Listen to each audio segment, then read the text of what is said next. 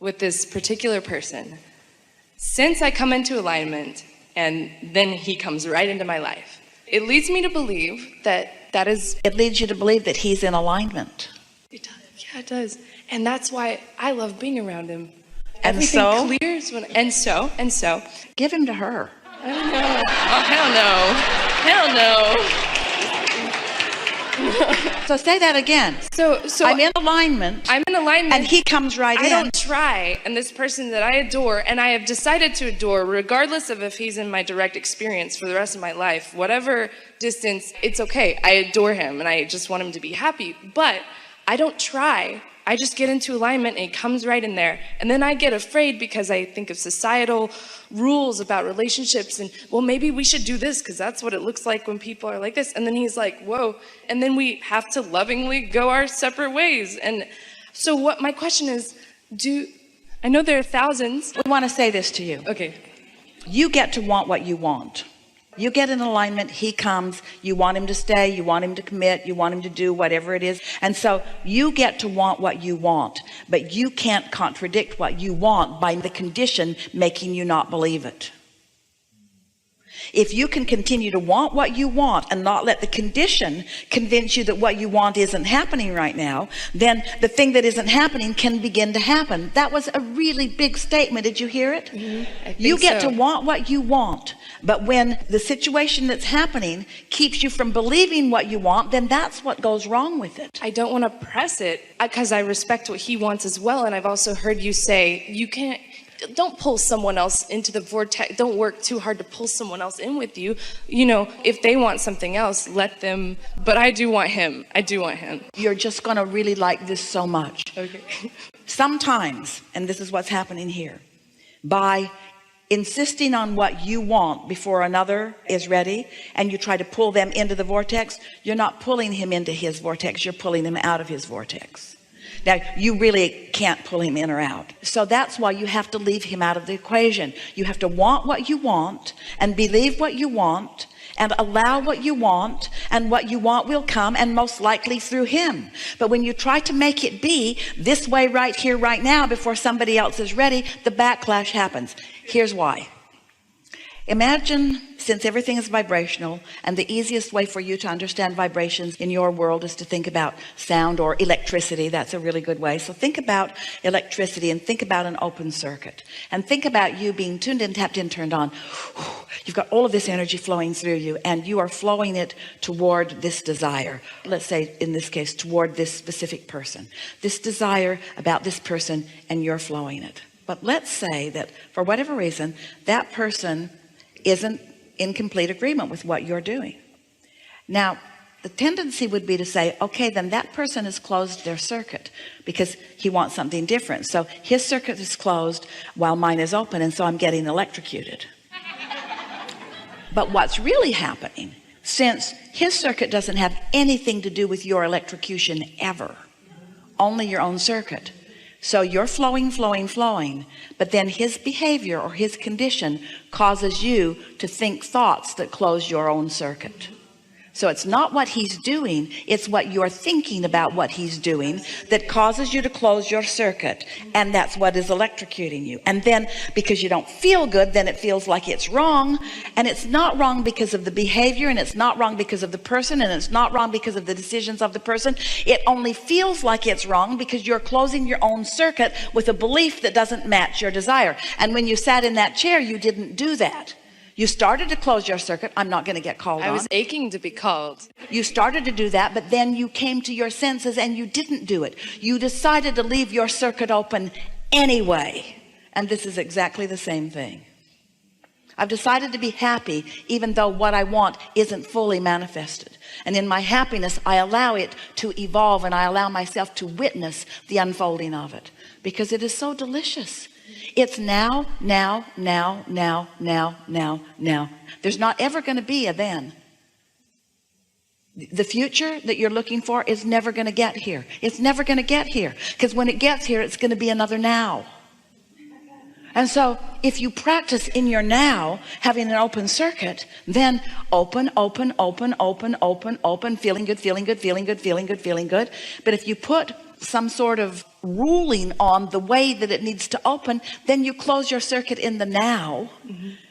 And then I start talking about it and take action. It's your future you're worried about. Your now is so blissful that you can't let it be. You have to kill it with your misunderstanding about the future. I have to scan for what could possibly go wrong for insurance policy.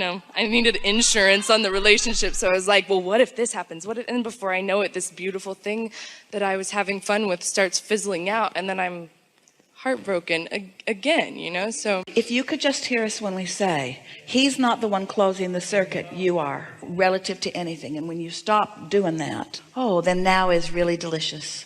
And then now is really delicious. And then now is really delicious. And then now is really delicious. It also will take away your concern over ageism, because you all have equal access to now. Right now, where you converge with source energy, it's all right now. And it doesn't matter how old you are, how young you are, doesn't matter how rich you are or how poor you are, you all have equal access to this energy right here and now. So the successful happiness that you're all reaching for is all about what you decide to do with your own circuits. And we're talking about the circuit of desire and the circuit of belief. Because the desire is flowing, and if the belief is in opposition, then the feeling is that negative emotion. You came a long way on that understanding, didn't you? Don't you love knowing that? Don't you feel sort of invincible? Doesn't it feel to you like you could do just about anything that you can convince yourself you can do? Doesn't it feel like you'd just like to maybe shore up some of your own beliefs by looking for evidence of these laws? Because there's not a shred of evidence to the contrary of them. Your life is rich with them. You see, more blue glass moments everywhere. Yeah. Enough? Enough. Really good. I love you, Abraham. Thank you.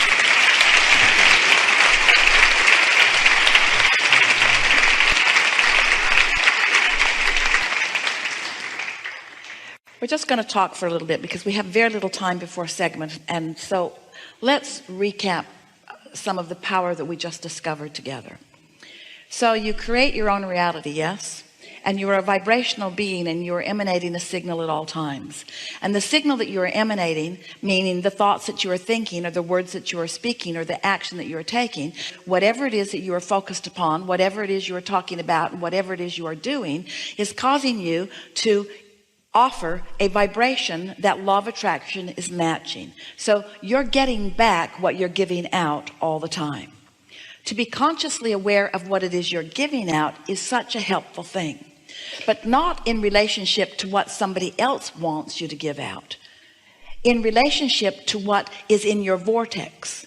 Because through life you have figured out at so many levels of your being precisely what you want, and it is rich and it is understood by your inner being, tended to. The cooperative components have been gathered, and it is your reality to which you are having a relationship. Everything that you feel is you having a relationship with what you have created, with who you really are, with what you really want.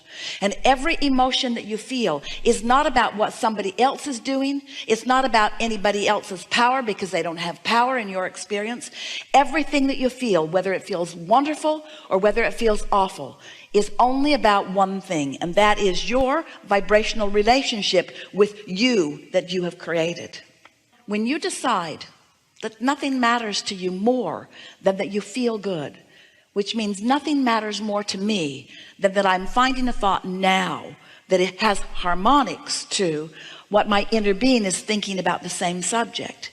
If happiness becomes your dominant quest, then what happens is you find yourself more often in perfect alignment with who you are, with an open circuit. And then as thoughts turn to things, you just get more and more and more ideas. We want you to feel the reality of your vibrational reality. This vortex is a real thing. And we want you to understand how far it has come, how big it is, and how important it is to you. And we want you to know that since it is big, and since it is real, and since it is offering a vibration, it's offering a vibrational signal that is calling you, that if you are caring about how you feel, you're being called to the wholeness of who you are. And when you are in that receptive mode, and that vibration turns to a thought in your mind that feels like a desire that you can speak out loud. I want this, that decisive, I know what I want. I want a relationship and I want it soon. I want a relationship. I want more money. I want to live in that house. I want to go on this vacation. I want this conversation with this person. In other words, once you say, I want it, and you mean it like that, what's happened is you have experienced this process that we're talking about, and the thoughts of your vortex are beginning to turn to the things of your life. And if you will accept that as those ideas come, they are evidence, they are proof of the inevitable positive outcome that you are looking for, then you can start relaxing and enjoying the unfolding of it. But if you're still looking for the condition to guide it or to soothe you, then as soon as you look for something that hasn't come into full fruition yet, then you shut it all down and you stop the momentum, and it's kind of like starting over at square one again. Did you get that? This is a really good time for a segment of refreshment.